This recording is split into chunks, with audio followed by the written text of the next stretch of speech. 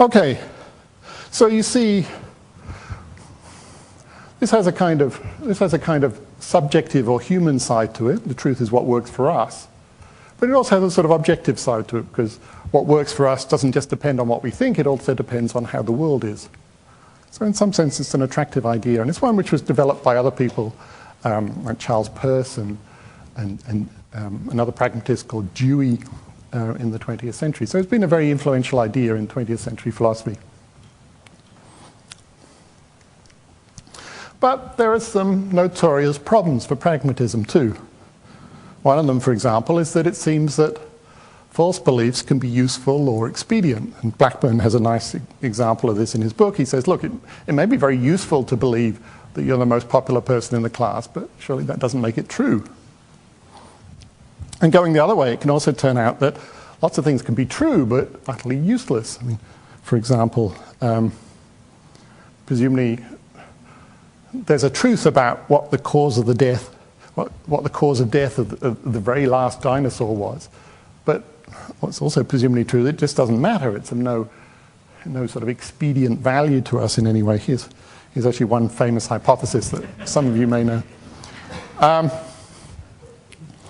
Okay, so there's some attraction to this kind of pragmatist idea, which in some sense is somewhere between the kind of objectivism of correspondence and the subjectivism of coherence. But basically it doesn't seem to work.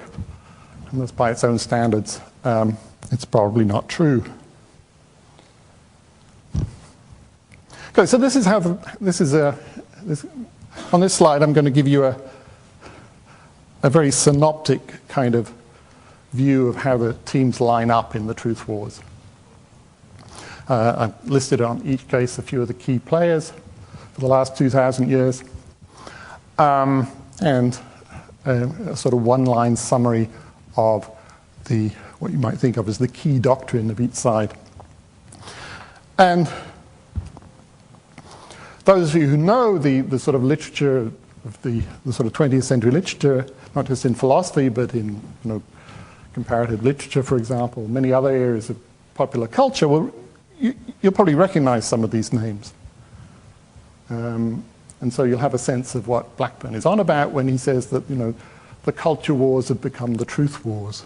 The idea is that this debate about truth is really at the heart of a lot of debates in contemporary culture.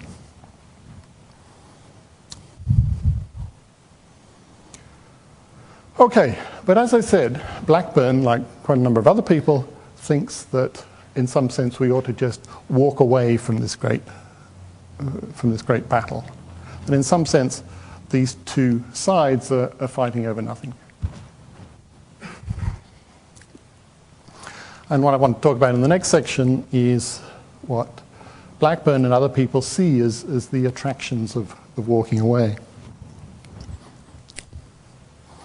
And a good place to start is with a quotation from, this is Gottlob Frege, a great German logician and philosopher and mathematician. And this quote is from very late in his life in 1918. Frege says, "It's worth noticing that the sentence, 'I smell the scent of violets,' has just the same content as the sentence, 'It is true that I smell the scent of violets.' So it seems that nothing is added to the thought by my ascribing to it the property of truth." His idea is that we don't add anything, we don't say anything different when we put on, "It is true that I smell the scent of violets," to what we say if I just say, "I smell the scent of violets." So Frege suggests, may we not be dealing here with something which cannot be called a property in the ordinary sense at all?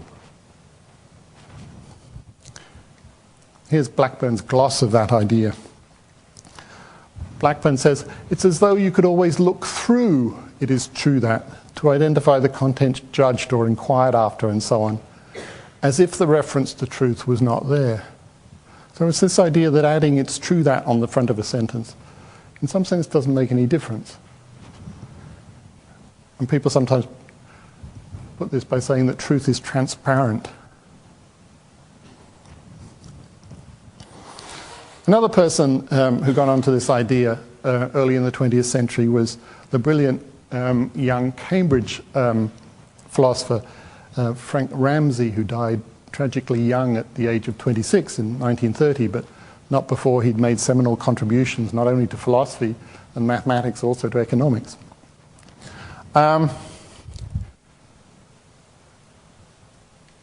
Ramsey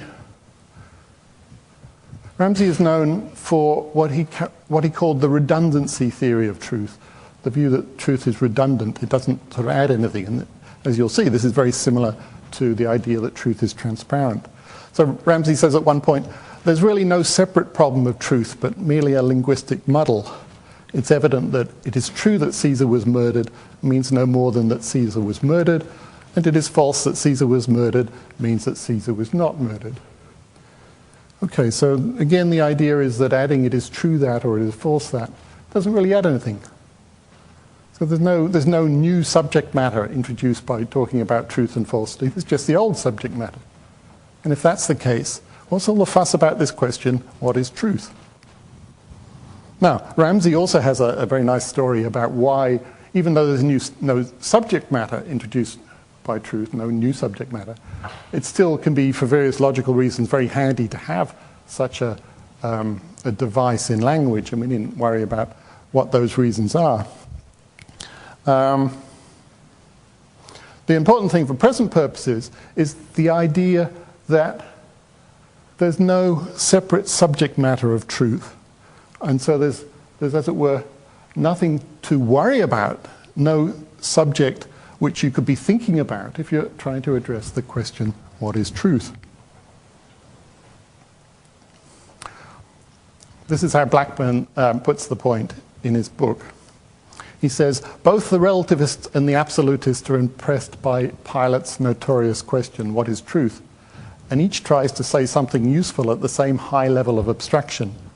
The minimalist, this is Blackburn's word for this person who takes this very thin, minimal, transparent view of truth, the minimalist can be thought of as turning his back on this abstraction. So, for example, Blackburn says, if the issue is whether high tide is at midday, then truth consists in high tide being at midday. If the issue is whether Blair is a fantasist, the truth lies in Blair being a fantasist or not. The point is to discourage us from looking for anything more general.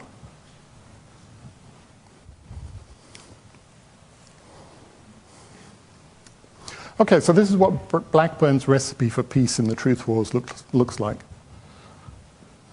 It's to accept the redundancy or the transparency of point from people like Frege and Ramsey. In other words, to accept that it is true that P means nothing more or less than P.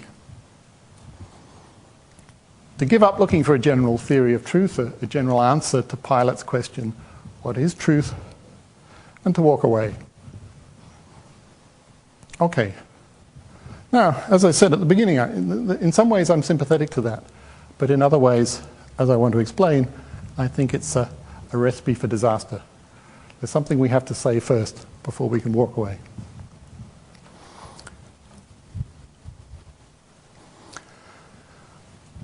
Okay.